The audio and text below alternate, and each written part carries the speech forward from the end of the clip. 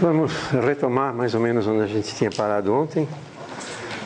O que nós fizemos ontem, essencialmente, se vocês se lembram, foi calcular explicitamente o propagador para a partícula livre usando a representação da integral de trajetória. Então, nós calculamos a tal integral de trajetória nesse caso.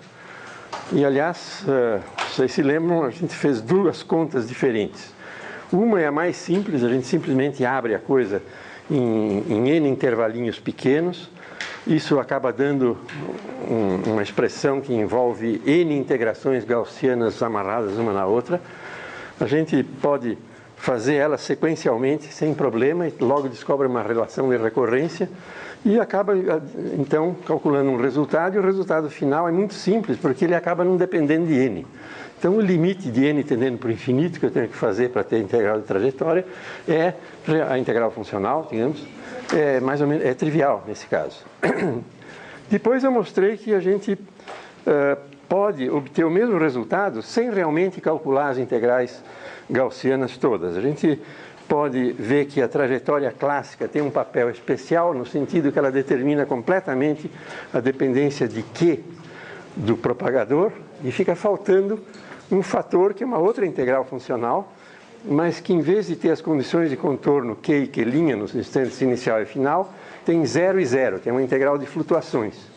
Isso é uma função só do tempo, não de Q e Q'.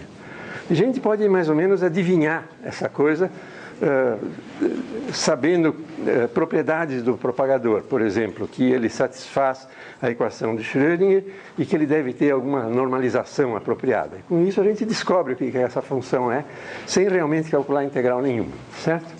Então, deixa eu lembrar o caso que a gente fez. A gente pegou o caso em que a lagrangiana é simplesmente m sobre 2 q ponto ao quadrado, é tomado como uma função de t'. A gente usou as condições de contorno Q em t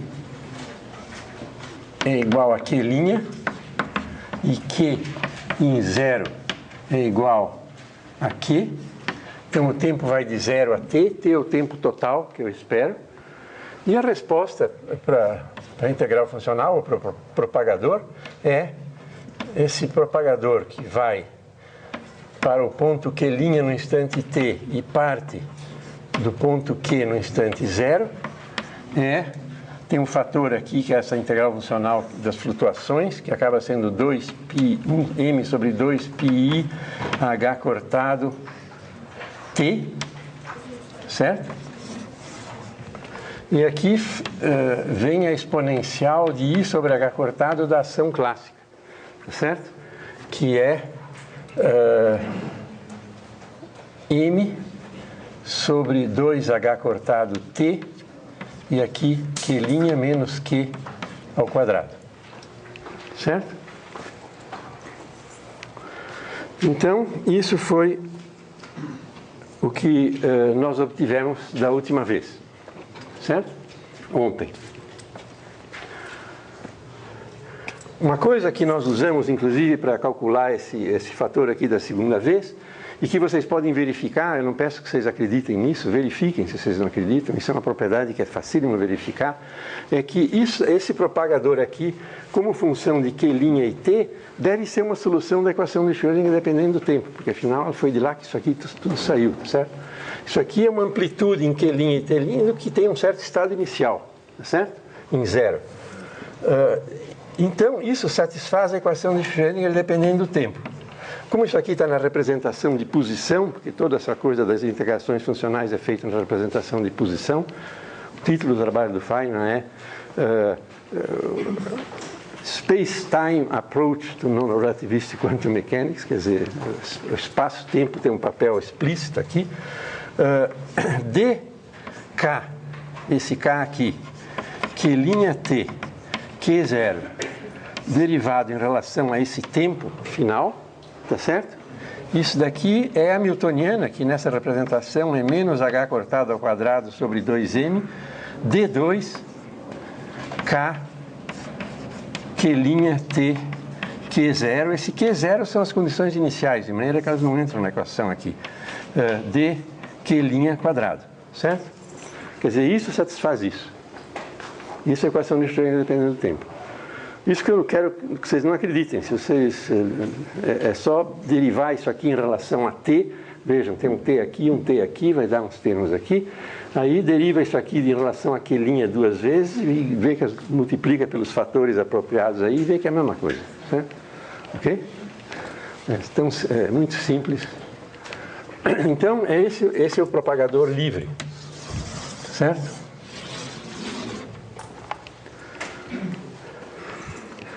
Muito bem. Agora, eu queria então hoje mostrar uma peculiaridade de toda essa matemática aqui, tá certo?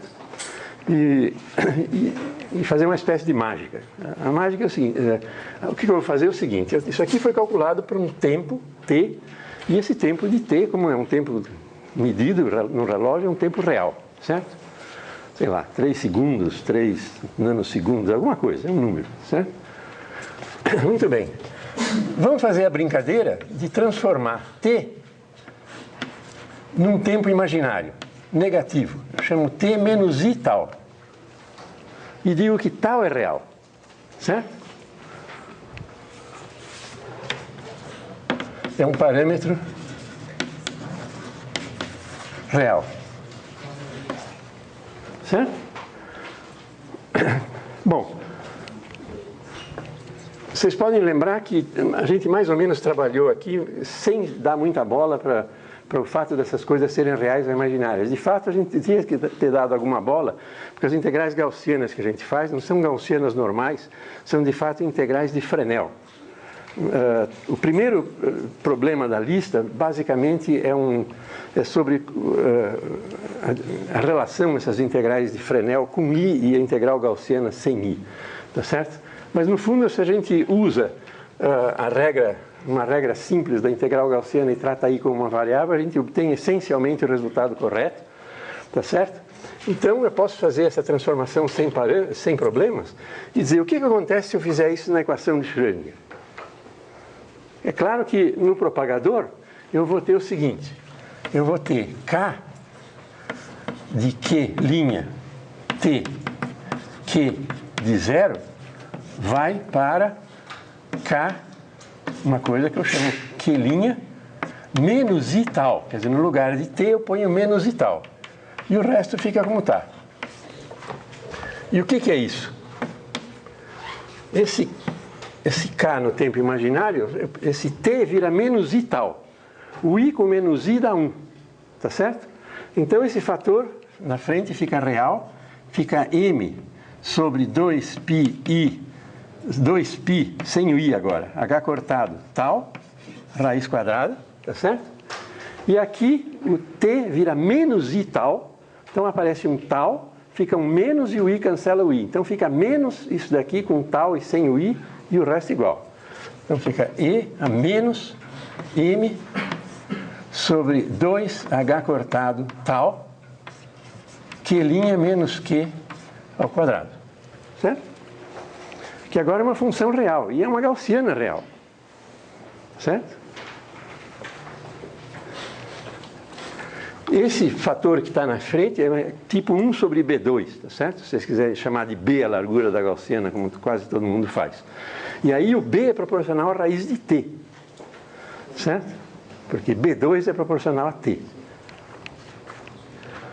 Isso daqui, por sua vez, é a solução dessa equação aqui, quando t vira menos i tal. O que é essa equação para t igual a menos i tal? Isso aqui vai ficar um h cortado, tá certo? Aqui vai ficar o menos i tal, vai ter um menos aqui na frente, certo? Porque o i cancela o i de baixo e tem um menos. Então fica menos h cortado, dk de Q' menos i tal, Q zero,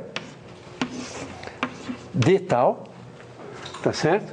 É igual a menos h cortado ao quadrado sobre 2m, dk Q' menos i tal, Q zero, dq' quadrado. Bom, tem coisa sobrando aqui, eu posso me livrar desses dois sinais menos, certo? Tiro eles fora. E tem um H cortado sobrando, que eu tiro esse fator de H cortado sobrando, e fica isso daqui, né? Isso é uma equação conhecida, chamada equação de difusão, tá certo? Tipicamente, ela faz o seguinte: se eu pegar uma gota de tinta jogada num copo d'água, tá certo? E perguntar como é que aquilo, uma tinta solúvel, como é que ela se espalha no tempo, ela vai se espalhar de acordo com essa equação aqui, tá certo? Ok? É um processo difusivo, a tinta se esparrama e a largura da mancha vai crescendo no tempo com raiz de T, tá certo? Isso é um processo difusivo. E essa coisa aqui é uma solução dessa equação, e é chamada solução fundamental da equação, certo? O que é esse processo difusivo? É que cada molécula de tinta colorida, tá certo? Cada molécula com cor tem um movimento browniano e sai louca, sem saber para onde vai, tá certo? Então ela tem uma probabilidade de andar para um certo lugar ou para outro, etc. E tem uma certa probabilidade de chegar em certos lugares. Então, esse K de tempo imaginário descreve a distribuição de probabilidade no tempo T de uma coisa que partiu do ponto Q, tudo concentrado lá no instante zero. Eu ponho todo mundo lá no Q no instante zero e cada um sai no seu passeio aleatório, tá certo? Browniano. No tempo T, a distribuição de probabilidade, é claro que eu não sei onde cada uma vai parar, porque nem ela sabe, tá certo? Mas, em média, eles vão ter essa distribuição, certo? Isso aqui dá a distribuição de probabilidade. Então, essa equação de difusão é um resultado global do movimento browniano, tá certo? Então, vocês estão vendo que o propagador livre para tempo imaginário descreve o movimento browniano. Ou, se eu quiser jogar o mesmo jogo de trás para frente, e partir daqui, eu posso dizer que a propagação quântica de uma partícula livre, da amplitude de uma partícula livre, funciona como uma espécie de movimento browniano em tempo imaginário, tá certo? Porque se eu disser que esse tempo tal agora fica imaginário e fica IT, eu chego lá, tá certo? Então, se eu fizer um movimento browniano no tempo imaginário, eu tenho exatamente a lei de evolução da amplitude de probabilidade quântica, certo? Então, a correspondência matemática é muito simples. É a mesma equação com um I de diferença, certo? Isso vai servir se eu usar a equação de Langevin para qualquer outro tipo de potencial também ou não? A gente vai falar de outras situações, tá certo? Tempo imaginário, né? Isso aqui é só o começo, certo? Eu não estou certo sobre a equação de Langevin, mas simplesmente eu posso descrever processos de mecânica estatística usando o tempo imaginário nesses propagadores. Isso eu vou falar, certo? Ok? Mas, então, vocês estão vendo que tem essa correspondência aqui.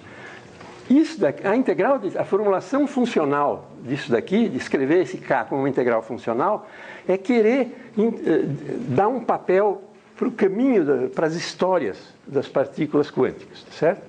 Da mesma maneira, é claro que algumas pessoas teve antes a ideia de tentar descrever o movimento browniano com as trajetórias das partículas brownianas, tá certo? Esse camarada é um camarada muito importante, chamado Norbert Wiener, certo?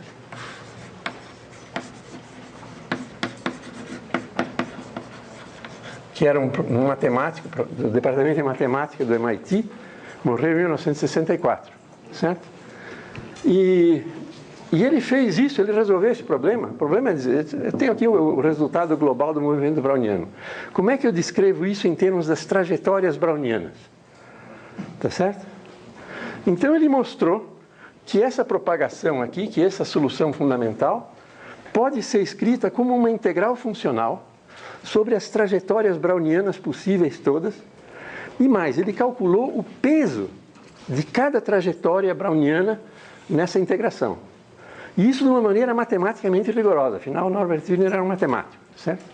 Então tem uma medida chamada medida de Wiener, que diz o seguinte: eu pego todas as trajetórias brownianas, o conjunto das trajetórias brownianas, e eu sou capaz de, matematicamente, de uma maneira rigorosa, definir uma medida sobre essas trajetórias. Quer dizer que eu sei o peso de cada trajetória. Na hora de, então, fazer essa coisa, eu somo sobre todas as trajetórias com esses pesos.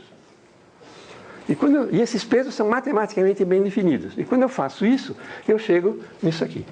Certo? Então ele escreveu isso como uma integral funcional.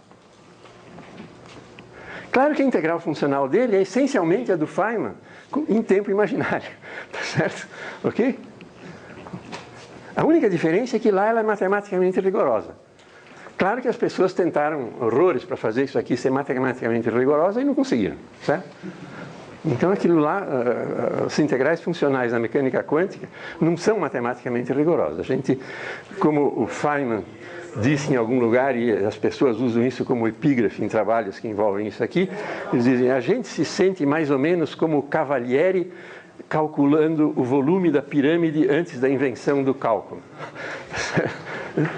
Então a gente tem que ficar fazendo aqueles limites e aquelas coisas, né? Aquelas contorções todas, certo? O Wiener não, ele tem uma maneira matematicamente precisa de definir uma medida, dizer, eu integro sobre todas as trajetórias e a medida é essa. Esse resultado, a medida tem uma série de resultados muito interessantes no caso do movimento browniano. Como é rigoroso, a gente pode saber tudo até o fim, tá certo? Por exemplo, ele estuda qual é o peso total das trajetórias que são diferenciáveis, certo? Que são lisas, que a gente pode desenhar assim sem sobressaltos. Uma não diferenciável são aquelas assim que a gente desenha com sobressaltos.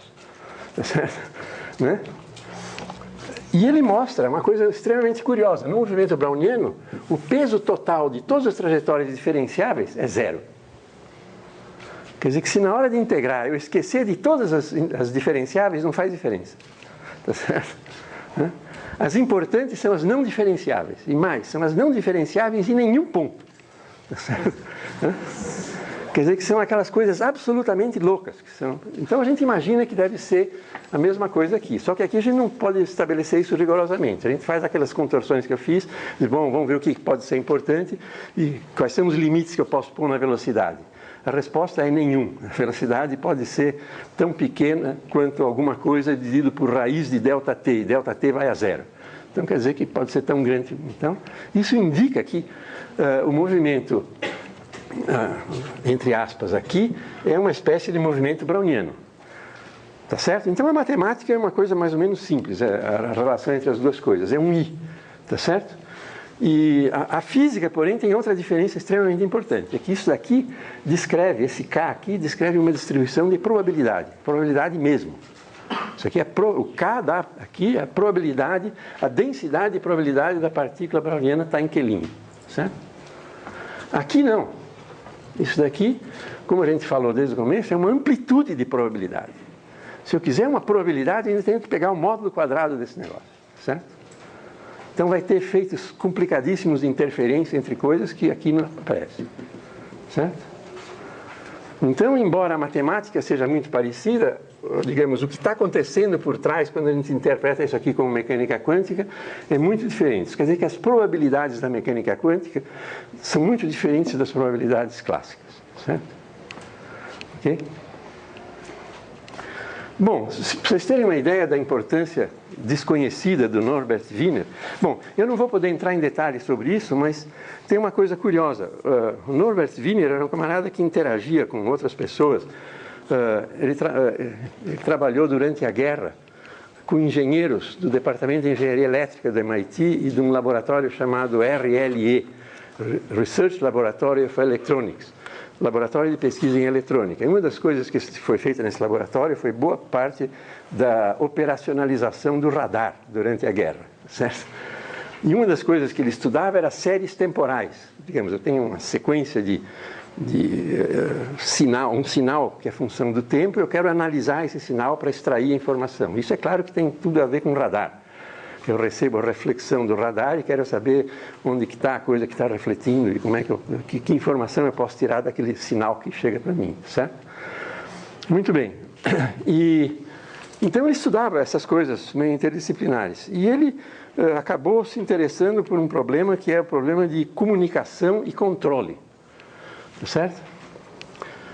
E foi ele que resolveu escrever um livro sobre isso, e para escrever esse livro ele inventou um nome para essa ciência e deu para o livro o nome que ele inventou. A palavra que ele inventou para chamar essa teoria do controle e de comunicação no animal e na máquina, como ele fala, tá certo? É cibernética. Foi esse cara que inventou a palavra cibernética. Quando vocês entram hoje num cibercafé, tá certo? Isso é porque o Wiener inventou essa palavra cibernética, certo? E essa palavra cibernética vem de uma palavra grega, muito simples, que é Kybernetes. Kybernetes, em grego, quer dizer o timoneiro de um barco. É o cara que dirige o barco, tá certo? Então é isso que ele inventou. Ele disse, quero chamar essa ciência de alguma coisa, vamos chamar de cibernética. Então esse livro é um livro interessante. E esse mesmo cara, como ele tinha essa coisa com engenheiros, em 1950 e poucos, pediram do Departamento de Engenharia Elétrica para ele dar um curso sobre probabilidade, essas coisas, para estudantes de pós-graduação de engenharia. E essas aulas, como eram o pessoal da engenharia elétrica, eles tinham o estado da arte na época em técnicas de gravação, que não incluíam, digamos, a câmera que a gente tem hoje, e nem a internet, nem nada, mas eles tinham métodos de gravar. Essas aulas foram todas gravadas e transcritas.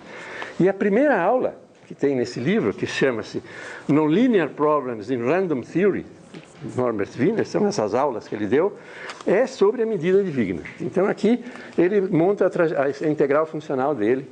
Vocês estão vendo, ele coloca aqui um controle no meio, depois ele coloca mais controles. Então, aqui começam a ter as trajetórias, tá vendo? Então, vocês estão vendo? Isso aqui é a integral funcional.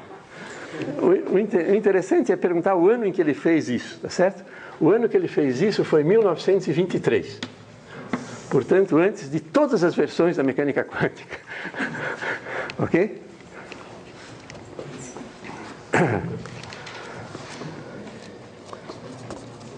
Muito bem. Então, esse é o Norbert Wiener, tá certo? Uma coisa interessante, ele tem um livro também autobiográfico que chama Ex-Prodígio, tá certo? Porque ele foi um garoto prodígio. Ele recebeu o doutoramento dele de Harvard quando ele tinha 18 anos.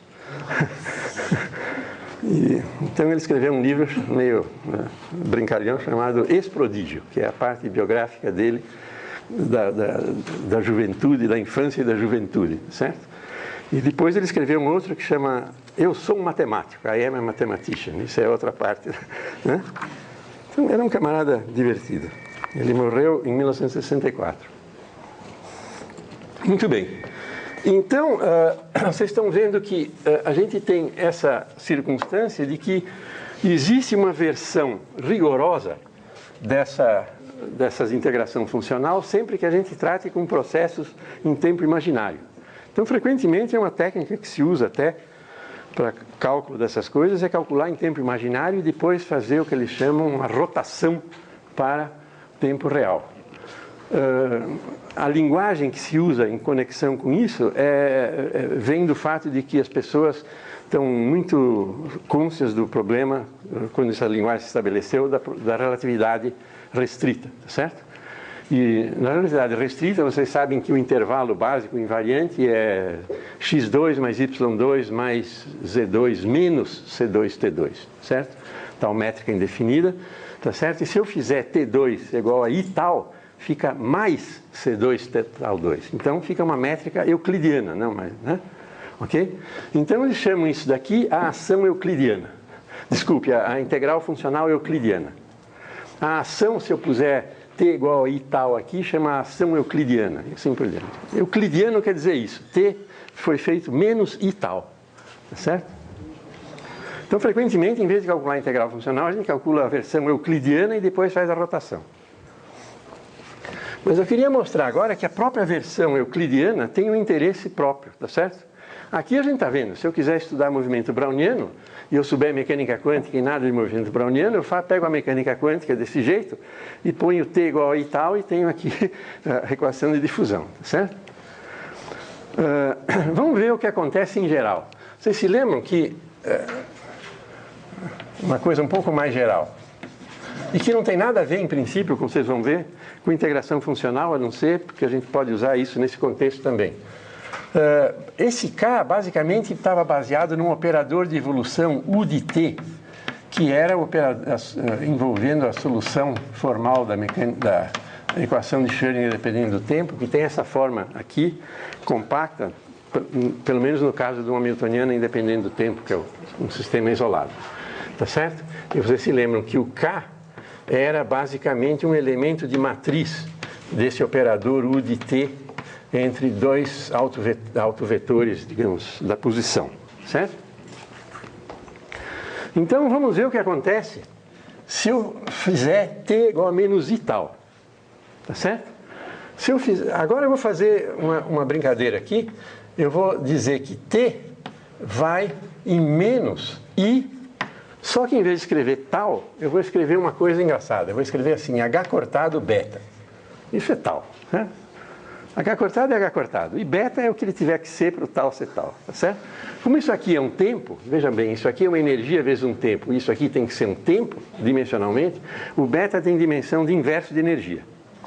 Certo? Muito bem, então se eu fizer isso, eu põe esse H cortado aqui para me livrar desse aqui, certo? É tão simples quanto isso. Então o menos I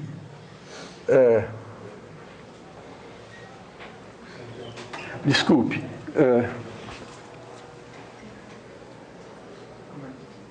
tá certo.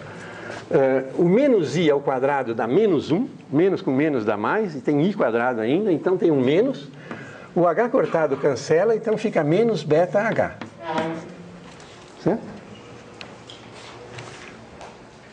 Agora eu interpreto beta como 1 sobre KBT, onde KB é a constante de Boltzmann e T é a temperatura. Certo? Ok? Então isso aqui vai me dar 1 a menos 1 sobre KBT H. Certo?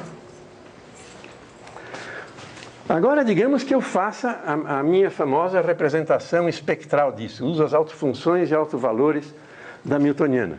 Eu posso escrever isso aqui ainda como a somatória em todos os autovetores. Aqui tem os autovetor. Aqui eu vou ter um outro. Certo? Estou usando a unidade. E aqui eu vou ter E a menos I... Não. E a menos 1 sobre KBT de EN. Vocês estão vendo que isso daqui é o famoso fator de Boltzmann, tá certo? Então, essa coisa aqui não é nada mais, nada menos do que o objeto que representa o estado de um sistema que tem a Newtoniana H quando ele está em equilíbrio térmico com o reservatório na temperatura T. Tá certo? É chamada matriz densidade térmica. Tá certo? Na temperatura T desse sistema. Tá certo? Então, se vocês quiserem dar um nome, isso eu posso chamar Rho beta. Tá certo? É a matriz densidade. Certo? É um operador. Certo? Ok? Esses pesos, esses fatores de Boltzmann dão a importância relativa, quer dizer, a probabilidade relativa dos diferentes estados na temperatura T. Tá certo? Quando eu estou em equilíbrio com a temperatura está fixa, isso quer dizer que a energia não está fixa, a energia está flutuando. Então, diferentes energias têm diferentes probabilidades. As que têm energia maior têm probabilidade menor. Quanto menor, esse fator resulta. Então, isso aqui dá a probabilidade relativa. Se eu quiser normalizar corretamente isso daqui, eu ainda tenho que dizer que todas as probabilidades têm que ser 1, então eu tenho que colocar um fator de normalização aqui. Tá certo? Porque isso aqui é o peso daquele estado. Esse Z é simplesmente a soma dos pesos. Tá certo? Seria para o peso total ser 1. Então, esse Z, na mecânica estatística, é extremamente importante, é chamado a função de partição.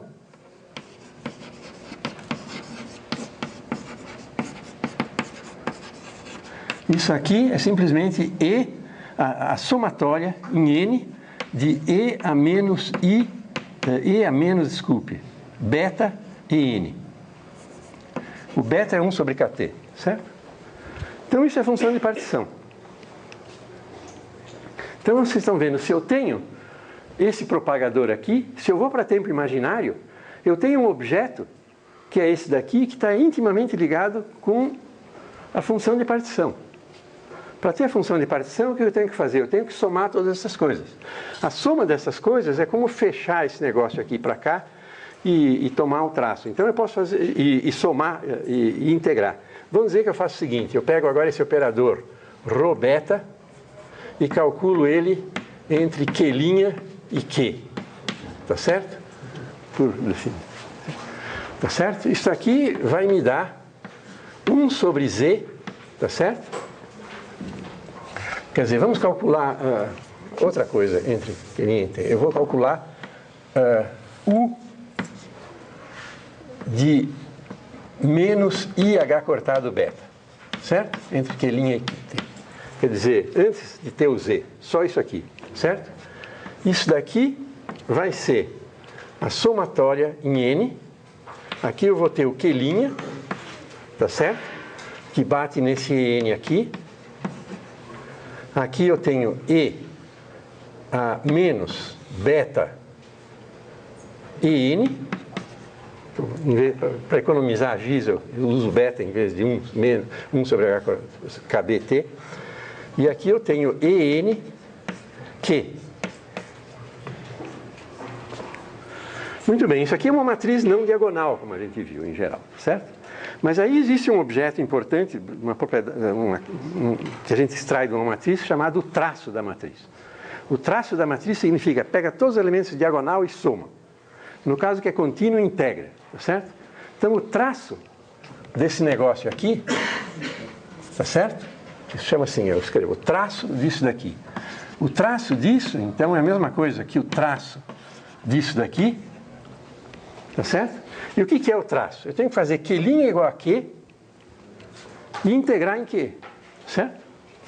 Então isso aqui vai ser a soma em N, a integral em Q, tá certo?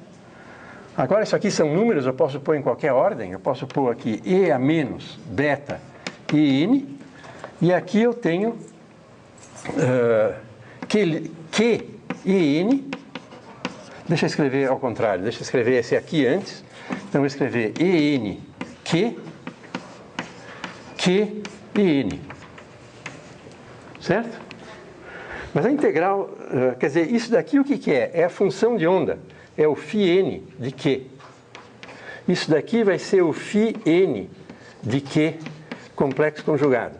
Se eu integrar em Q, isso aqui está normalizado, dá 1, tá certo? Então, isso daqui é simplesmente... vou aqui para cima agora, a soma em N de E a menos beta e N, que é igual ao Z.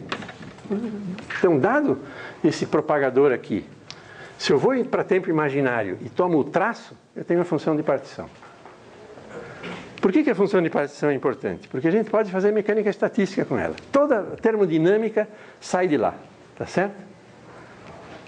Menos KBT multiplicado pelo logaritmo de Z é a energia livre, certo? F. E F, você sabe o que é? É U menos TS. Pronto, aí vocês deslancham na termodinâmica. Então, se vocês quiserem a equação de estado, é só sair pegando derivadas parciais daquilo lá e vocês calculam qualquer coisa, calor específico, diabo, certo? Tudo, certo? Então, vocês podem fazer mecânica estatística com integrais funcionais. Deixa eu dizer que isso é perfeitamente comum e corrente, tá certo?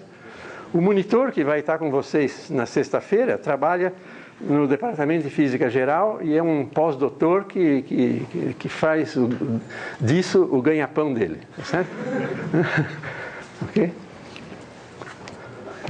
Quando ele veio falar comigo, eu perguntei que contato ele tinha com isso. Ele diz, eu calculo isso direto. Tá bom? Então... E ele faz essas coisas. Então, vocês estão vendo como é que a gente pode fazer mecânica estatística, em geral, tá certo? A função de partição saiu desse jeito aí, tá certo? Deixa eu mostrar só uma coisa. Uma coisa crucial é que quando eu faço isso aqui tem que dar 1, tá certo? Isso significa que esses estados... Outra maneira de ver é o seguinte, esse dq aqui com esse qq aqui é um operador 1, certo? Então, um jeito mais rápido de pegar o traço é pegar esse negócio e fechar do lado de cá. tá certo? Ok? Isso, se der 1, pronto, vai embora e sobra aquilo lá, certo? Agora, se eu pegar o caso da partícula livre, tá certo? O espectro é contínuo. E quando o espectro é contínuo, os autovetores não são normalizáveis. Você lembra, a gente inventou aquela normalização à la Dirac, tá certo? Com delta de Dirac. Se eu fizer Q, isso não é 1, isso é infinito, certo? É um infinito ruim, porque se Q' não for Q, é 0. Então, e a integral disso é 1. Então, é aquela loucura, é a função delta de Dirac, tá certo? Então, se eu fizer isso lá, não vai funcionar. Tá certo? Então, deixa eu só mostrar para vocês que não funciona, certo? Porque, afinal de contas, a gente tem aqui o propagador de tempo imaginário, certo? Então, vamos tomar o traço disso. Isso deve ser a função de partição da partícula livre, certo? Ok? O que eu tenho que fazer? Q' é igual a Q. Se eu fizer Q' igual a Q, o numerador, o expoente dá 0, essa exponencial é 1. Sobra uma constante. Certo? Aí eu tenho que integrar em dq, tomar o traço, certo? Então, o que acontece para a partícula livre, tá certo? Para a partícula livre, o que eu tenho é z é igual àquela constante que é m sobre 2π h cortado tal, tá certo? E tal, aí vocês estão vendo que é h cortado beta, certo? Então, h cortado ao quadrado beta, certo? Okay? Multiplicado pela integral de dq. Essa integral, obviamente, não existe, certo? Então, não funciona, certo? Mas esse não funcionamento, eu sei de onde vem. Ele vem do problema da normalização. É que esses estados aqui, os altos estados da energia, o que tem o papel do Zn nesse caso, são estados que têm um espectro contínuo de energia, são os altos estados de momento, e a energia é P2 sobre 2m, certo? Então, isso, e o P é qualquer coisa, isso não é normalizável e essa coisa aqui falha. Então, um jeito de contornar isso daqui é fazer de conta que esses estados são normalizáveis. E um dos jeitos de fazer isso, se vocês se lembram agora da técnica que vocês podem ter aprendido em cursos de mecânica quântica e outras coisas, tá certo? Eletromagnetismo, é usar condições periódicas de contorno, certo? Então, em vez de dizer que o espaço é infinito, eu digo, quantizo no intervalo L, de comprimento L maiúsculo, tá certo? E obrigo as funções de onda a serem periódicas com período L, tá certo? Isso restringe os valores do momento, tá certo? Há certos valores que eu posso chamar de Pn, que vão ser n π h cortado sobre L, tá certo? Onde L e n vale 0, 1, 2, etc. 2π, desculpe. 2nπ, vamos chamar melhor, 2πn. 2πn h cortado sobre L, certo? Isso para dar uma dimensão de momento. Ok? E aí eu defino o que é a função a autofunção do momento. A autofunção do momento, o Q, P, nesse caso aqui, esse P é um dos PNs, tá certo? Vai ser uma onda plana, EIQP sobre H cortado. E a normalização, agora eu defino o produto escalar fazendo a integral não no espaço todo, mas fazendo a integral no período, L, tá certo? E aí então isso aqui vai ficar H cortado L raiz quadrada, certo? E agora o espectro é discreto, e agora se eu colocar aqui Pn, eu vou ter que Pn vai ser delta N', e a integral é finita. Então eu posso refazer tudo desse jeito e eu vou ter, evidentemente, o mesmo resultado. A única coisa é que agora essa integral aqui vai ser restrita ao comprimento L, tá certo? Então aí o que vai acontecer é que se eu usar toda esse truque aqui, isso aqui vai dar, essa integral aqui vai ser simplesmente L, certo? Ok? Então essa é a função de partição da partícula livre em uma dimensão. Tá certo? Muito bem. Então eu queria só, para terminar, mostrar para vocês o que acontece. Quer dizer, vamos pegar então o nosso Z. O Z da partícula livre, em uma dimensão, saiu L, e ali saiu uma raiz quadrada de M sobre 2πh cortado ao quadrado beta. Certo?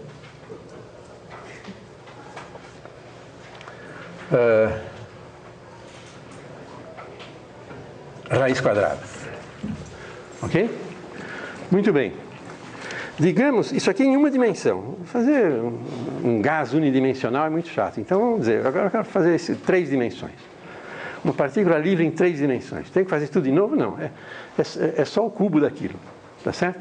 Porque eu faço a mesma coisa, isso aqui é para x, eu faço a mesma coisa para y e para z, a exponencial da ação vai dar uma exponencial de uma soma, que dá um produto de exponenciais, cada integral é independente. Tenho 3 integrais funcionais iguais em produto, então vai dar, simplesmente, eu vou pegar um L, que é L ao cubo, e fica esse fator aqui, à potência 3 meios. Certo? Então isso é a função de partição para uma partícula livre em 3 dimensões. Tá certo?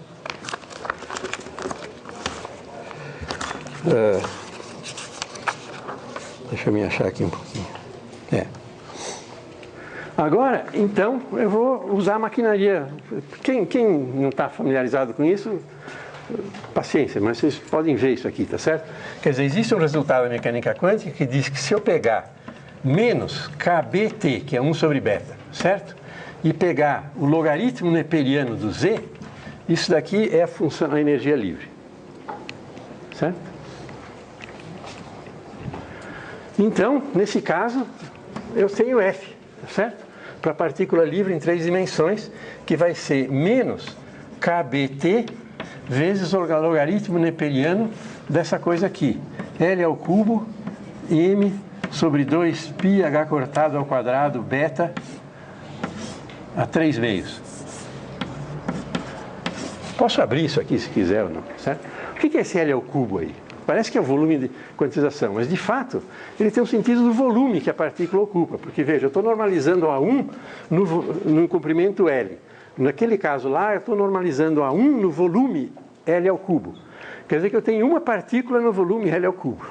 Tá certo? Então isso aqui representa uma partícula na temperatura T num volume L ao cubo. Tá certo? Uma das coisas que vocês podem se lembrar ou não é que dF, a diferencial de F, vai ser menos P dV menos S dt. Essa é a entropia. Certo? Então, se eu quiser a equação de estado, eu posso dizer que a pressão vai ser menos dF dV, e eu não quero nada a ver com entropia, então com T constante, porque eu deixo isso aqui constante. Então, dF, a variação de F quando eu vario V com T constante é menos a pressão. Certo? Então vocês podem pegar esse negócio aqui e fazer essa conta. O que é V? V usa para V L ao cubo. Certo? Usa o L, diz que L ao cubo é V. Então eu tenho que calcular a derivada desse logaritmo aqui. Tá certo? Se vocês fizerem essa conta aqui, deixa só para... Isso aqui, a derivada do logaritmo vai descer para baixo, e depois vai derivar em cima outra vez, vai sair esse fator.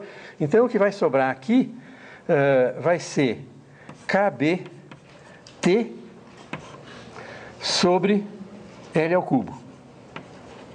É isso que sobra. Então eu achei a equação de estado. Lembrem que isso aqui é V. O que saiu aqui? Saiu PV é igual a kBt.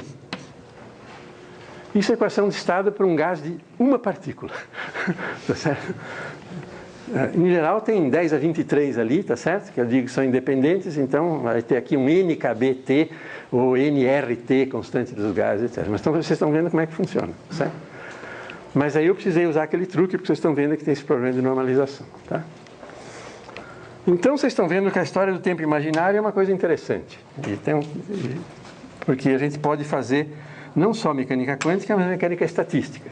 E a mecânica estatística que a gente faz desse jeito é mecânica estatística quântica. Tá certo? Porque se eu disser que o H que eu coloco aqui é um H quântico, está tudo quântico. Tá certo? Ok? Muito bem. Então, isso é a primeira parte do que eu queria falar hoje. Certo? O resto do tempo eu vou tentar indicar para vocês um segundo exemplo de cálculo de uma integral funcional, que é o exemplo mais famoso de todos os cursos de mecânica quântica e de qualquer coisa, tá certo? Que é o oscilador harmônico.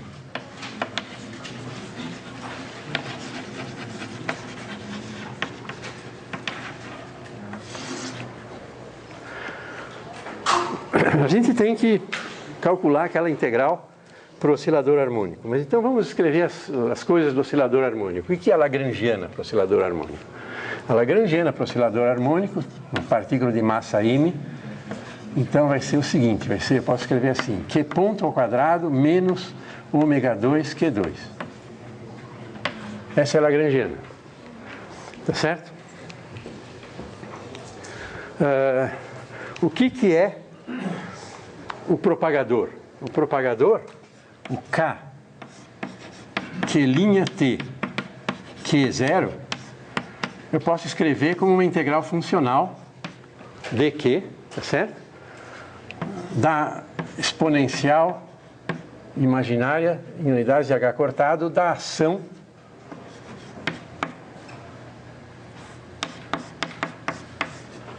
calculada ao longo de cada trajetória, tá certo? E essa ação Q de T' é simplesmente a integral de 0 a t dt' de L, uma função de Q e Q ponto, que são funções de T', dt', certo? Ao longo de cada trajetória. Eu coloco aqui a trajetória, que é a velocidade correspondente à trajetória, e calculo essa integral, vai me dar a ação. Isso aqui digamos, a fase que funciona como peso para cada uma dessas integrações, certo? E agora, esse L vai envolver o potencial harmônico além do Q ponto que a gente fez já. Quer dizer, que se eu pegar o resultado meu e fizer ômega igual a zero, deve dar partícula livre, certo? Mas eu quero saber o que o ômega faz, tá certo? Muito bem, a gente pode abrir isso imediatamente em montes de integrais gaussianas e tentar fazer. Não recomendo, tá certo? Talvez eu recomendo para ver que talvez não é uma melhor das ideias, tá certo? A gente pode fazer algumas coisas, por exemplo, a gente pode tentar tirar o maior proveito do papel especial que a trajetória clássica tem. Então eu posso pegar a minha trajetória genérica, Q de T', que eu vou ter que usar aqui, todas as trajetórias, tá certo? E escrever ela sempre como uma trajetória clássica mais a diferença. Então isso aqui é sempre a mesma coisa, tá certo? E usar isso. Aqui eu tenho condições de contorno, Q de zero é esse Q aqui e Q de T é esse Q' aqui, certo? Então, as condições de contorno lá não são condições iniciais usuais de mecânica, que eu dou posição e velocidade. Aqui eu dou posição nesse tempo e posição no outro tempo, certo? E quero saber a trajetória clássica que liga essas duas coisas. Então, se eu achei isso, eu digo, qualquer outra é isso mais a diferença, certo? Isso é um jeito de fazer uma translação na variável de integração, como se fosse, certo? Ok? E a coisa é que x de zero vai ser igual a x de t, que vai ser zero, porque as condições de contorno já são certas aqui. Então, eu não preciso fazer nada, somar e nem subtrair nada nas pontas. No meio eu preciso, certo? Ok? Então, eu tenho essas condições de contorno para o x. Então, vamos calcular o que é a ação de um Q clássico mais um x. Tá certo? Que é o Q, né? Certo? Então, vamos escrever o que isso aqui é. Isso aqui vai ser a integral de 0 a t dt', e vai ter a lagrangiana. Vamos escrever isso uma vez por extenso. M sobre 2, tá certo? Aqui eu tenho Q ponto. Q ponto vai ser Q clássico ponto mais X ponto ao quadrado, é isso aqui, menos ômega 2 Q clássico mais X ao quadrado. Certo? Onde esse Q clássico e aqui é uma coisa bem definida e o X eu vou poder depois ter que fazer a integração funcional em X. Certo? Muito bem. Então vamos abrir essa coisa aqui. Isso aqui vai me dar Q clássico ponto ao quadrado mais X ponto ao quadrado, e tem o termo cruzado, mais 2 Q clássico ponto X ponto. Certo? E esse negócio aqui, analogamente, vai dar Q clássico ao quadrado mais X quadrado mais 2Q clássico X. Certo? Então, essa integral aqui, de fato, tem 3 partes. Certo? A primeira parte, eu vou pegar só o Q clássico dos dois aqui. Então, vai ficar Q clássico aqui, Q clássico aqui. É como se fosse x igual a 0. Tá certo? Então, isso daqui vai me dar a ação ao longo da trajetória clássica. Certo? Como a trajetória clássica eu estou supondo que está definida pelas condições, pelas equações de movimento clássicas, isso aqui é uma coisa fixa. Isso aqui não muda. Quando eu mudo a trajetória. Quem muda é o x. Certo? Depois eu vou ter uma outra coisa que é completamente análoga. É como se fosse a mesma ação clássica, a mesma ação calculada no x. Certo? É a mesma ação. Só que aí, em vez de eu ter o Q clássico, eu tenho o x, que é esse termo aqui. Certo? Esse é o segundo termo que eu estou colocando lá. E tem um terceiro termo que vem desses termos cruzados aqui. Certo? Vamos olhar esses termos cruzados. Esses termos cruzados, tem esse 2 aqui que cancela esse meio aqui, vai ser um m integral de 0 a t dt', ok?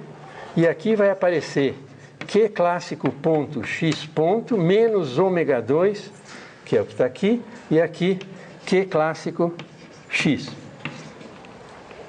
Certo? Esse é o termo cruzado. Mas vejam, aqui eu tenho 2 derivadas em relação ao tempo. Então eu posso fazer uma integração por partes aqui. Tá certo? Esse pedaço aqui eu posso escrever como essa integral desse pedaço aqui vai ser m vezes Q clássico ponto x, integro x, tá certo? Isso aqui calculado entre 0 e t, menos, tá certo?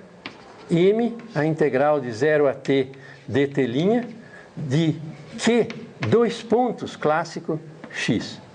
Deriva do outro lado, certo?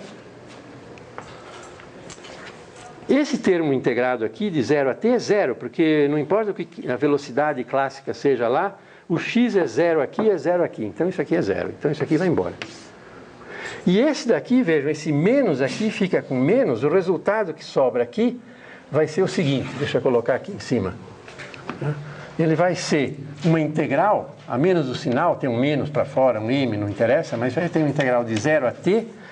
Vejam, vai ter aqui um Q clássico, 2 pontos, mais ômega 2 Q clássico, vezes x, dt'. Certo? Porque agora tem esse Q clássico, esse tem o x lá, o x daqui, porque eu integrei por partes, fica em evidência e fica isso daqui. Então, não importa o que seja o x, vejam, isso é a equação clássica de movimento. Pela equação clássica do movimento, isso aqui é 0. 0 o tempo todo. Então, aquela integral é 0. Certo? Essa integral aqui é 0. Então, vocês estão vendo que a ação sobre uma trajetória escrito como uma clássica mais uma flutuação vai ser a ação clássica mais uma outra ação calculada só na flutuação. Certo? Acontece que essa tem as condições de contorno. Então, essa aqui vai depender de Q e Q'. E essa não tem mais, porque vai de 0 a 0. Então, essa coisa aqui é uma função só de t. Tá certo? Então, vocês estão vendo aqui que o resultado disso. O resultado disso é que eu tenho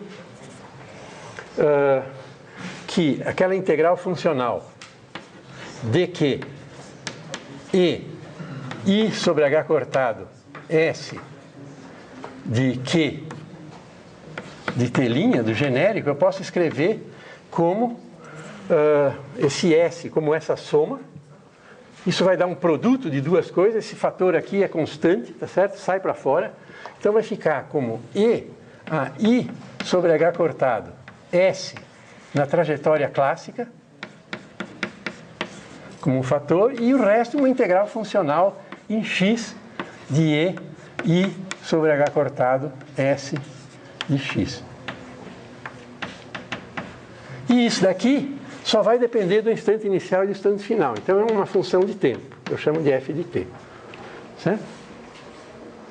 Então vocês estão vendo, se eu quiser calcular a dependência das posições extremas e uma parte correspondente a ela do tempo, eu simplesmente preciso calcular a trajetória clássica e calcular a ação ao longo da trajetória clássica. Tá certo? Com as condições de contorno apropriadas. A gente fez isso também para partícula livre. Vamos fazer para oscilador harmônico. E aí vocês vão ver o que pode acontecer, porque a vida nunca é totalmente simples, certo?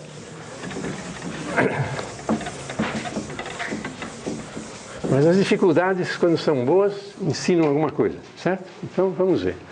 O que acontece? O que eu quero resolver? Eu quero resolver a equação do oscilador harmônico, está escrita lá.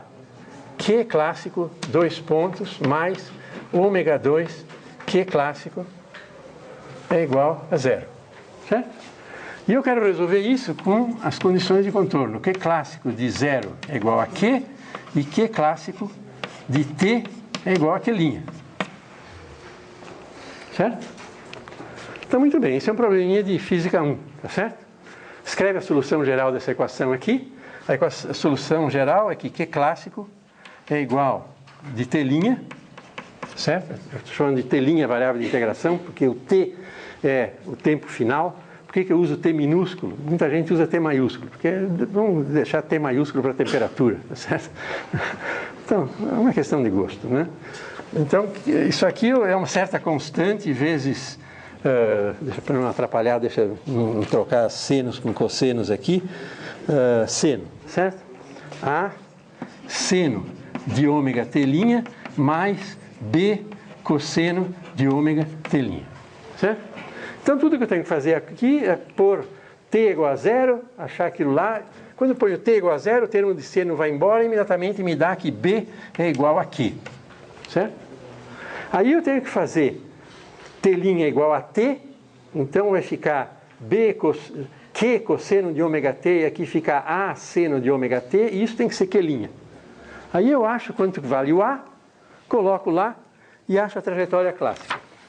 O resultado, eu vou dizer para vocês o que é.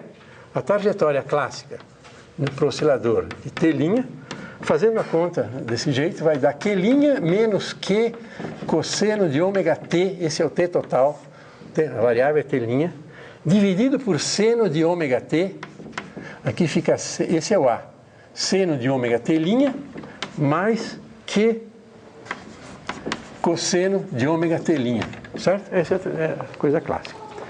E aí vocês estão vendo que já surge um certo problema.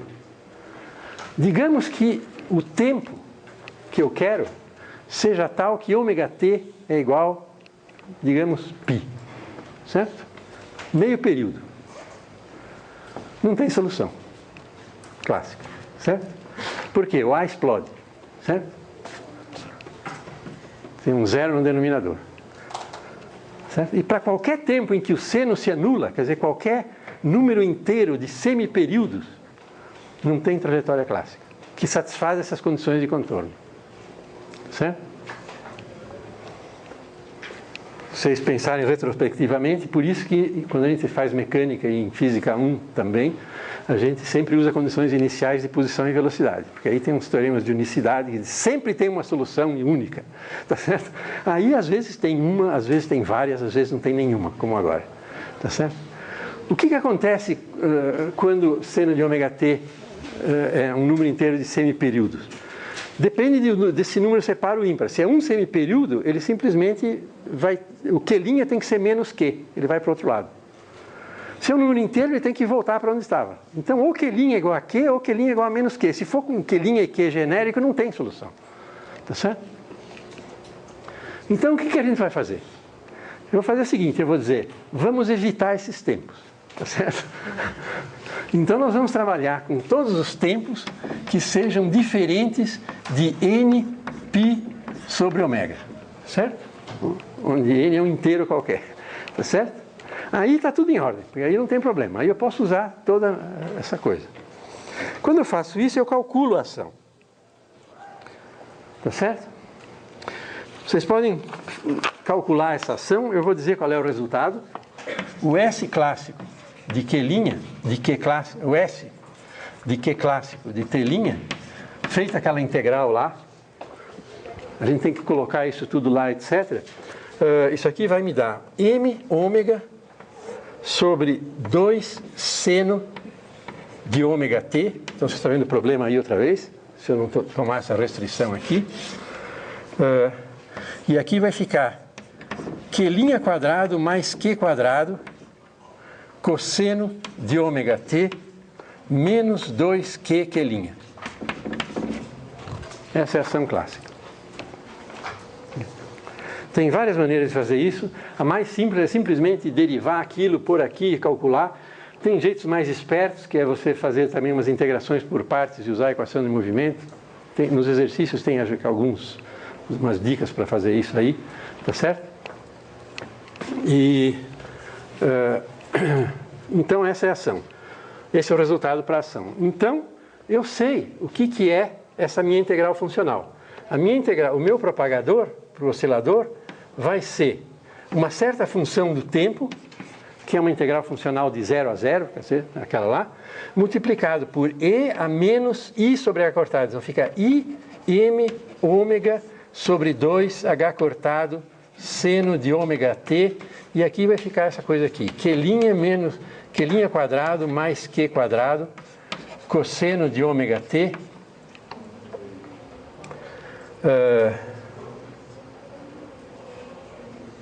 menos 2Q Q'.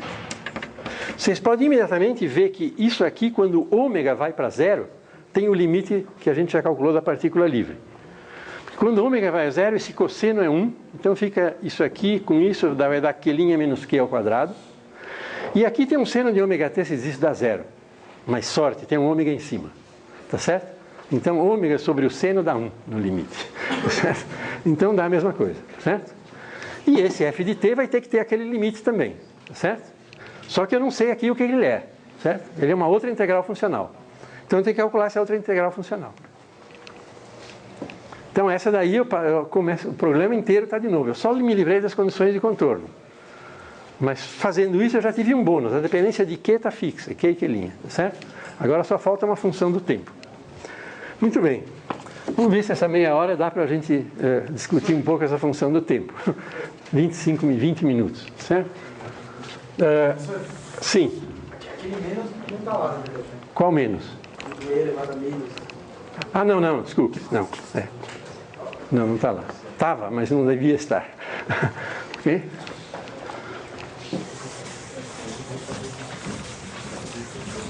Muito bem.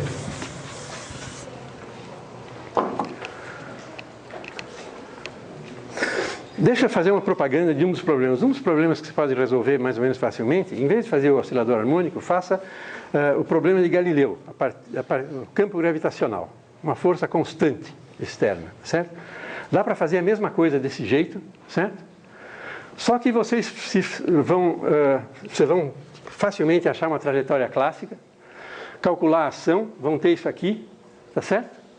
E falta um f de t. Mas aí é fácil vocês se convencerem que o f de t, naquele caso, vai ser exatamente igual ao da partícula livre. Então não precisa calcular, usa da partícula livre. E aí vocês resolveram o problema da queda livre quântica. Tá certo?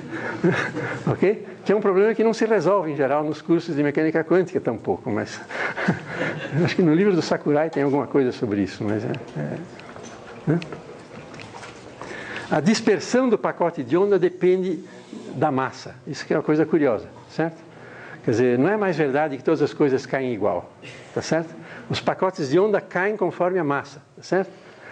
Claro que o centro de massa cai da maneira certa, mas as outras coisas não dependem de m, certo? Então a gente pode pesar uma partícula em queda livre estudando efeitos quânticos, tá certo?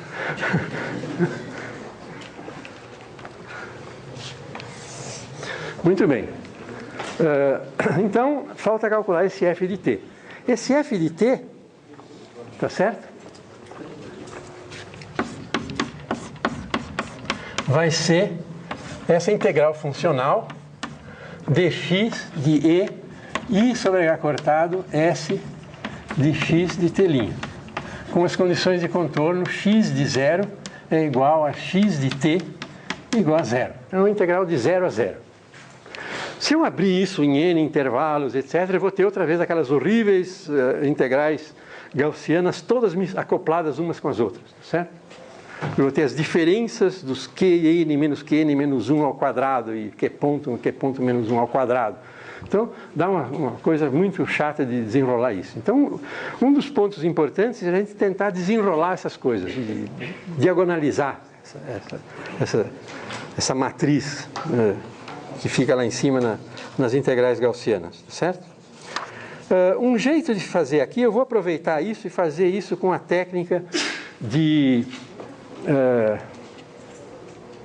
eu vou só indicar, talvez, porque é uma conta meio desagradável e vocês podem ter alguns detalhes nessas notas que eu estou... Está na minha página, como eu falei, e tem uma cópia na Xerox que me pediram ontem para pôr lá, tá certo? Mas eu vou usar uma técnica que chama técnica por expansão de Fourier, tá certo? Porque como x de 0 e x de t é 0, eu posso expandir isso em série de Fourier. E só vou precisar de senos, certo? Ok? Então, o truque é fazer a seguinte transformação linear. O x de t' que eu tiver, eu escrevo assim. Eu escrevo como uma soma, n indo de 1 até infinito, tá certo? De certos coeficientes Cn, tá certo? Coeficientes de Fourier. E aqui eu uso um seno normalizado, que é 2 sobre t seno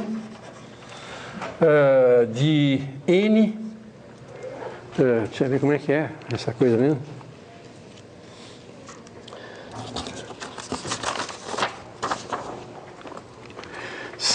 Seno de nπ sobre t', tá certo? Então isso aqui é... Por que eu estou usando essa coisa aqui? Porque se eu pegar dois desses senos, eles são ortonormais, tá certo? Se eu integrar o produto de dois desses com n, integrar em dt', vai dar 1 se for o mesmo n e vai dar 0 se for n's diferentes, certo? Então esse é uma expansão de Fourier, tá certo? Esse t, vejam, é o t total, é fixo, certo? Então a variável aqui é t', certo? Essa é a variável. Okay? Então, isso aqui pode ser visto como uma transformação linear, certo? Dessas variáveis aqui, dos valores em t' de x para os coeficientes de Fourier Cn, certo? Ok? Então eu posso usar, em vez de fazer a integral funcional em x, eu posso fazer em Cn, certo? A grande vantagem é que se eu calcular a ação com isso daqui em termos de Cn, por causa dessa ortogonalidade das funções de Fourier, todos os n se desacoplam. E eu tenho aí um bando de integrais, infinitas integrais gaussianas, mas cada uma é separada das outras. Então eu faço uma, fiz todas. Aí dá uma produtória infinita o resultado. Tá certo? Ok? Essas etapas que eu vou pular, tá certo? A menos uma coisa. Quando eu faço essa transformação, para ir dessa integral, da integral do x do Cn, tem um jacobiano. Certo? E eu tenho que calcular esse jacobiano em princípio. Tá certo? Então vamos ver isso aqui como uma transformação que tem um certo jacobiano. Tá certo? E eu vou chamar esse jacobiano de J. O truque aqui é o seguinte: eu poderia calcular o J, mas eu não vou calcular o J. Certo? Eu não vou calcular o J, porque eu teria que calcular o J uma coisa, um determinante de uma matriz infinita, etc. Coisa desagradável. E a gente deixa o J uma constante. A única coisa é que esse J não depende de ômega, certo? É importante isso aí, certo? J independente de ômega. Porque ele só tem que ver com essa transformação. Aqui não aparece ômega, não tem ômega, certo? Só tem o tempo total. Pode depender do tempo, mas não de ômega, certo? Okay? Então o que vai acontecer é que eu vou fazer essa integral aqui como um jacobiano vezes uma integral funcional nos DCs, tá certo? E I sobre H cortado S de X calculado agora como função do CN, certo? Ok? Então o que eu faço? Eu uso essa expansão aqui, x ponto vai dar, derivo isso daqui, vai dar CN NP sobre T, 2 sobre T raiz, cosseno, não sei o que lá. Aí eu faço essa história, uso a ortogonalidade dos cossenos, que também vale, etc. E o resultado para essa ação, o resultado para essa ação, eu posso escrever aqui. São contas, eu podia gastar 1 hora fazendo aqui, não vale a pena, porque é muito chato, certo? Esse S de x de t' com essa representação aqui, esse negócio aqui, isso aqui vai ser m sobre 2, uma somatória em todos os n's, e aqui vai ficar nπ sobre t ao quadrado, que vem do cosseno, quando eu derivo as velocidades dos x pontos, menos ômega 2 Cn ao quadrado, certo? Então a ação como função dos Cn é isso aqui. Então quando eu faço a exponencial disso, tá certo? Vocês estão vendo que vai ficar, isso aqui vai, essa somatória vai dar um produto de gaussianas, porque eu vou ter que integrar agora nos Cn's. E veja, em vez de dizer que os valores de x são arbitrários, eu digo os valores dos coeficientes de Fourier são arbitrários, tá certo?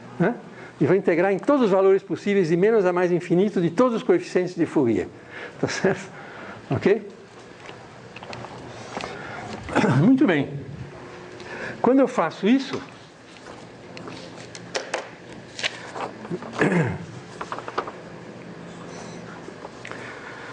eu vou ter uma série de exponenciais e de integrações gaussianas para fazer.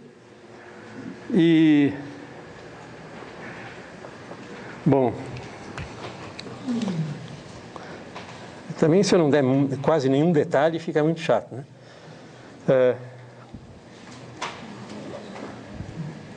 Muito bem, dá uma série de integrais gaussianas. Eu posso fazer uma delas. Quem faz uma, faz todas. Aí eu pego essa e vou ter um produto dessas coisas. O resultado final que eu vou ter para o f de t, que é essa integral aqui, o produto de todas as integrais, sem surpresa nenhuma, vai ser um limite, porque tem o seguinte, vejam, aqui eu tenho infinitas coisas. Eu digo, mas se eu quiser fazer isso num caso finito, se eu tenho n pontos aqui, eu devo ter n coeficientes aqui, digamos, certo? Então eu trunco essa coisa aqui, e aí eu mando esse n para o infinito, certo? Então é o limite desse n para o infinito, tá certo? Esse n agora é o número de coeficientes de Fourier, tá certo? Isso aqui vai ficar ainda o famoso fator, um desses sobra em cada uma das integrais, mas o último, vocês se lembram, fica sempre sobrando. Tem esse ΔT aqui. E aqui vai sobrar uma tem um jacobiano que eu não calculei, que está aí, tá certo? Vou apagar isso aqui um pouco. Depois desse jacobiano, tem uma produtória desagradável aqui, de i é igual a 1 a n menos 1, que é as integrais que eu estou fazendo. E essa produtória vai ter aqui um t, e aqui embaixo vai ter um nπ raiz de ΔT, é o que sobra dessas coisas. Então os ΔTs ficam todos sobrando aí, tá certo? E ainda vai sobrar aqui uma outra produtória de i é igual a 1 até n menos 1, de 1 menos ômega 2 T2 sobre N2 π ao quadrado a menos 1/2. Certo? Fatores 1 sobre a raiz quadrada disso, produto. Um produto infinito dessas coisas aqui. Certo? Acabou, é isso. Esse é o resultado. Mas que coisa horrível, o que eu faço com isso? Tá certo? Aí você diz, isso aqui é independente de ômega. Isso aqui eu também não sei o que é. Isso é um produto infinito horroroso que eu não tenho a menor ideia do que seja, mas é independente de ômega também. Certo? Ok? E essa coisa aqui também está lá. Também é independente de ômega. Então, tudo que está aqui são coisas independentes de ômega. Certo? Então, eu chamo isso tudo de C. Eu não sei o que é C. Tá certo? Então, o f de t é uma constante vezes isso. Tá certo? Um C. Quer dizer, esse C aí, que tem todas essas coisas, vezes isso daqui. E essa coisa aqui, o que que é? Esse produto, por incrível que pareça, tem uma expressão extremamente simples. Tem uma fórmula meio mágica. Eu só queria dizer para vocês qual é. Essa fórmula meio mágica é uma representação da função seno por um produto infinito. Certo? Se eu pegar seno de φ sobre φ, tá certo? A raiz quadrada disso pode ser escrito como limite de n tendendo para o infinito do produto de n é igual a 1 até infinito de 1 menos φ2 sobre n2 π2 a menos 1/2. Acredite ou não, isso é uma expressão para o seno. Certo? Mas isso é exatamente o que tem aqui. Tá certo? Então, o que tem aqui, isso daqui vai ser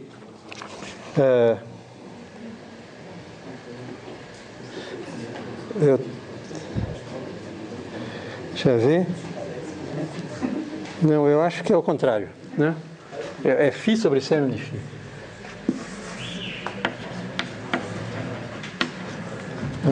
Deve ter um erro, inclusive, nas notas, tá certo? Porque esse negócio aqui, isso eu tenho certeza, é simplesmente o φ aqui é ômega t, isso aqui vai ser ômega t sobre seno de ômega t. Certo? Então, esse f de t eu sei o que é. É uma coisa que não depende de ômega, multiplicado por ômega t vezes seno de ômega t. Ok? Eu ainda não sei o C, certo? Mas eu empurrei um pouco mais para frente, né? E o C pode depender de t, isso que é o pior, certo? Tem t lá, certo? Então eu tenho que determinar esse C ainda. Eu só sei que o C não depende de ômega. Isso dá toda a pista de como achar o C, tá certo? Se eu coloco isto lá, então, vejam o que eu posso ter. Esse meu K já ficou um pouquinho mais bem caracterizado. Agora é uma constante, e aqui eu tenho ômega t sobre seno de ômega t. Uma raiz quadrada. Certo? Tenho isso. Agora, para achar o C, o que eu faço? Como o C não depende de ômega, eu digo, vou usar o meu limite. Quando ômega é igual a zero, isso tem que dar partícula livre. Certo? Então, para ômega igual a zero, esse fator aqui dá 1. Tá certo? Isso daqui dá a coisa da partícula livre. Então, esse C deve ser o f de t da partícula livre. Certo? Então, isso significa que esse C deve ser... Deixa eu apagar esse pedaço que está sobrando aqui. Esse C vai ser simplesmente... Você se lembra o que ele é? Ele é m sobre 2π i h cortado t. Depende de t. Certo? Se eu coloco isso daqui, esse t cancela aquele t, tá certo? E finalmente eu fico com a expressão para o propagador do oscilador harmônico, que é esse m aqui, com aquele ômega, fica m ômega O t que está aqui em cima vai cancelar com esse t aqui embaixo, tá certo? E aqui vai aparecer 2πih cortado, o t foi embora com o de cima, e seno de ômega t. Raiz quadrada, tá certo? E I sobre H cortado, M ômega 2 seno de ômega t, e finalmente Q' quadrado mais Q quadrado cosseno de ômega t menos 2Q'. Pronto, está aqui. Então esse é o propagador do oscilador harmônico. Certo? Ok?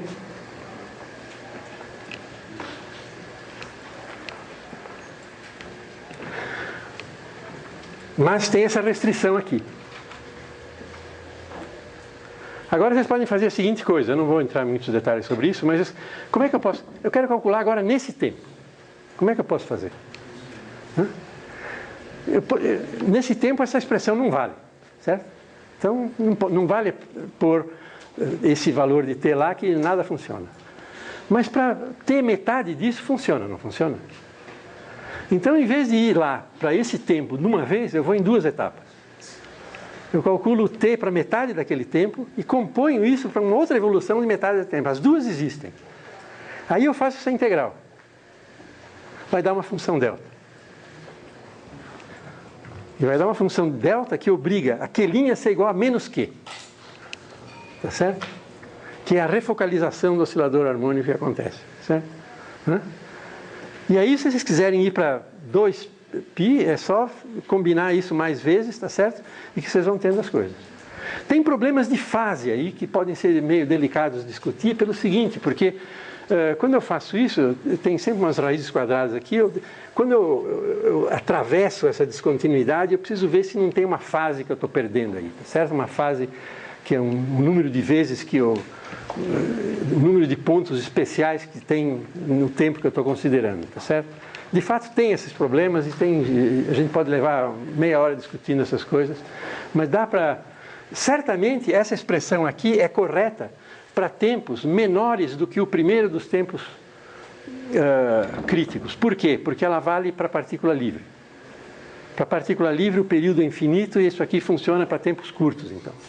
Então para tempos curtos está ok. Se eu passei o primeiro, na hora de passar para o segundo, eu posso ter uma fase de diferença. Aí eu preciso prestar atenção e dá para a gente fazer isso, certo?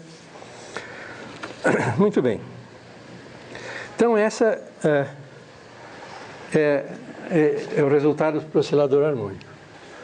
Só como um pequeno, nos últimos 3 minutos ou 4, eu posso dizer para vocês que aqui a gente pode aplicar de uma maneira sem truques a história do tempo imaginário, certo? Eu quero calcular agora a função de partição do oscilador harmônico, certo? Então o que eu faço? Eu faço t imaginário negativo, tá certo?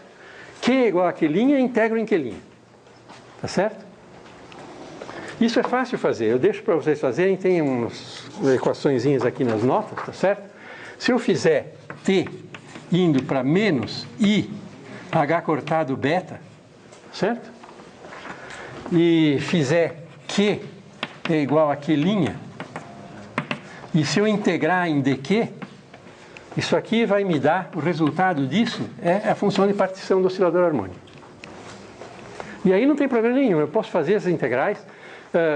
Esse seno de imaginário vai dar um seno hiperbólico, isso aqui vai ter um cosseno hiperbólico, eu posso integrar essas coisas.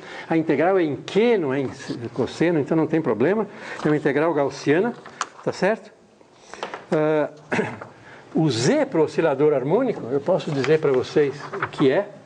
Deixa eu voltar aqui para o começo.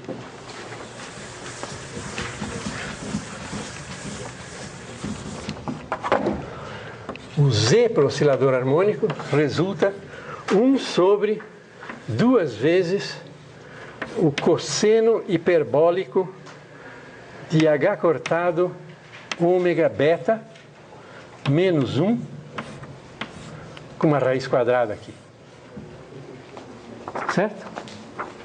Aí eu posso brincar com essas coisas e ver que eu posso escrever essa mesma coisa como E a menos 1/2 de beta H cortado ômega dividido por 1 menos E menos beta H cortado ômega. Certo? Isso é uma identidade. É só abrir o cosseno hiperbólico como E elevado a isso, mais E elevado a menos isso, tá certo? E aí brincar um pouco, vocês escrevem isso dessa forma. É a mesma coisa. Tá certo? Agora, isso é um fator, isso aqui é 1 menos isso aqui é a soma de uma série geométrica. Eu posso expandir isso em série geométrica. Tá certo? Tá certo? Para beta positivo isso é convergente, tá certo? H cortado ômega é positivo. Então, isso aqui pode também ser escrito como uma soma de 0 a infinito. São formas alternativas para a função de partição. Tá certo? De E a menos beta n mais 1/2. Esse 1/2 é esse que está aqui, o resto vem de baixo, H cortado ômega. Certo? Então essa é a função de partição, que saiu daqui. Certo? E o que está aqui em cima, olhando na nossa cara aqui? Isso aqui? O que é? São as energias do oscilador harmônico. Então a gente achou, da função de partição, a gente acha também o espectro do oscilador harmônico. Tá certo? Esse meio que está lá, energia de ponto zero, vocês estão vendo? Está tudo, toda a mecânica quântica está certinha lá. Tá certo? E tudo que nós usamos foi uma trajetória clássica e mais alguns truques, certo? Então, vocês estão vendo que... Eu não vou fazer mecânica estatística de oscilador aqui, mas vocês estão vendo que, eventualmente, daqui a gente desemboca em coisas como... distribuição de Planck, coisas desse tipo, tá certo? Muito bem, gente. Então, por hoje é isso.